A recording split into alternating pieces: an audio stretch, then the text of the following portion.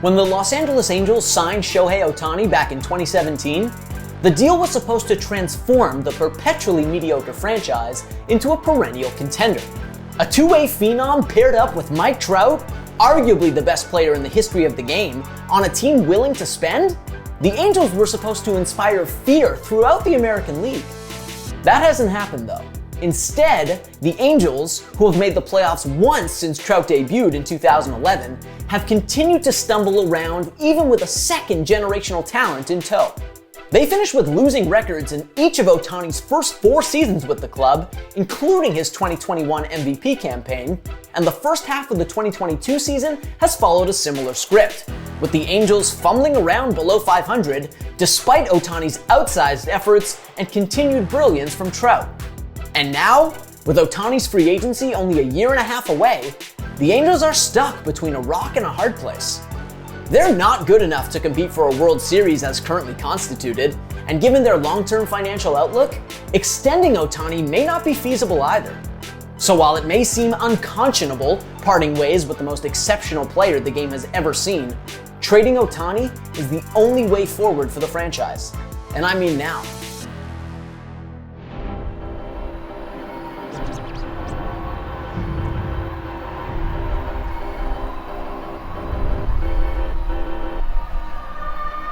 If you thought this year was going to be different for the Angels, who look pretty damn talented on paper coming into the season, well, you were wrong. After finishing 4th in the AL West in each of the last 4 seasons, the Angels' 2022 campaign has been no less frustrating. With the August 2nd trade deadline looming, the Angels find themselves with a losing record and well back of a wildcard spot, even with MLB's new expanded postseason. Their chances of a second-half surge look pretty bleak, too. Not only are they without all-star third baseman Anthony Rendon for the remainder of the season due to a wrist injury, but their farm system is one of the weakest in baseball, leaving them with minimal assets to flip for short-term help. They're toast. But let's be clear, this latest Anaheim flop is not at all on Ohtani or Trout. Ohtani, the reigning AL MVP, has essentially hit like Juan Soto and pitched like Garrett Cole this year. It is in there! A career-high 13 strikeouts for Shohei Ohtani! Meanwhile, as of this writing, Trout sits in the top 10 in the majors in WAR and weighted runs created plus. They're not the problem. The problem is that Ohtani will be a free agent 2 winters from now, and the Angels can't really afford to extend him given the rest of the long-term money they've already committed and still be able to field a competitive roster. Back in spring training, Angels officials conceded to the Athletics' Ken Rosenthal that to get Ohtani to forego free agency, they'd need to offer him a record-breaking average annual value, more than the $43.3 million AAV that Max Scherzer got on his new contract with the New York Mets. It's a lot of quiche, you know, like cake. Ultimately, if the Angels were to give Ohtani what he wanted, a long-term deal with an AAV of, say, $44 million, they'd be forking out roughly $120 million per year for the foreseeable future to just 3 players. After all, Trout still has another 8 years left on his mammoth extension, which pays him an average of roughly $35 million per year. And Rendon, whose tenure in Los Angeles has been wildly disappointing so far, still has another 4 seasons left on his 7-year, $245 million contract. Even if the Angels are prepared to increase their payrolls all the way up to the luxury tax thresholds in the coming years, it's tough to field a contender when you're committing upwards of 50% of your payroll towards 3 players, one of whom, Rendon, may not actually be that good anymore.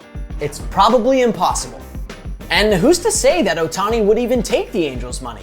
This organization has been a punchline and an afterthought for so long, and Ohtani said following the 2021 campaign that he wants to win. That winning is the biggest thing for him. And there are plenty of consistently competitive, well-run organizations that would be more than willing to back up the Brinks truck for him in free agency. Assuming then that an extension is out of the question, what are the Angels' options? Well, they could hold on to Ohtani through this year's deadline, try to make a run for it in 2023, and either deal him at next year's deadline if things go haywire, or let him walk at season's end and recoup a draft pick when he signs elsewhere. That would be extremely short-sighted though, and frankly naive. Given the state of their roster, their books, and their farm system, It's hard to envision the Angels being a lot better in 2023 than they currently are. And to win a World Series, they need to be a lot better than they currently are. So while it will seriously sting to trade away a modern-day Babe Ruth, dealing Ohtani now, with a year and a half of control left, represents an incredible opportunity for the Angels to infuse their organization with young talent and ideally facilitate a quick turnaround that allows them to squeeze at least a couple competitive seasons out of Trout's Hall of Fame career. Because, my God, the package that Ohtani would command right now would be ridiculous. Stars get dealt at the deadline all the time, but two-way stars who aren't rentals, they don't pop up on the trade block too often. He would net the Angels an unprecedented haul because he's an unprecedented player, at least in the modern era.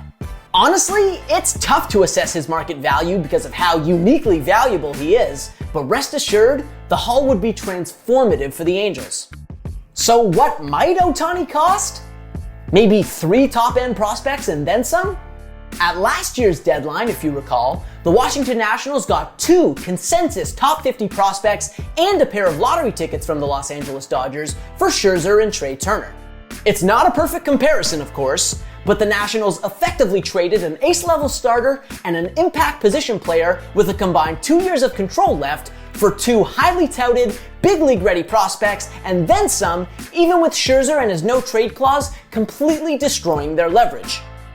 It's safe to say then that Ohtani, an ace-level starter and an impact position player, would net the Angels more, not only because his value is consolidated into one roster spot, but because the Angels are free to negotiate with all 29 other teams, which the Nationals were not. Ohtani is also considerably cheaper salary-wise than Scherzer and Turner were. For those reasons, the acquisition cost is going to be massive. In fact, maybe 3 top-end prospects is actually way too light. In any event, the acquisition cost will definitely scare some prospective suitors off. A lot of teams won't be willing to mortgage their futures for a season and a half of Ohtani. But he's Ohtani. If he's really truly available, some contender is going to trade for him. And it's not hard to imagine who might be in the running. Teams with deep farm systems and deep pockets. Pockets deep enough to offer him the kind of extension that could get him to forego free agency. We're looking at the New York Yankees, we're looking at the Los Angeles Dodgers, we're possibly looking at the Toronto Blue Jays, or Boston Red Sox, or San Francisco Giants. Ultimately, one of those teams, or perhaps some other intrepid contender, will be willing to pay the King's ransom, and the Angels would be fools to pass it up, as much as it'll hurt to see him pull on that Yankees jersey or take the mound for Toronto.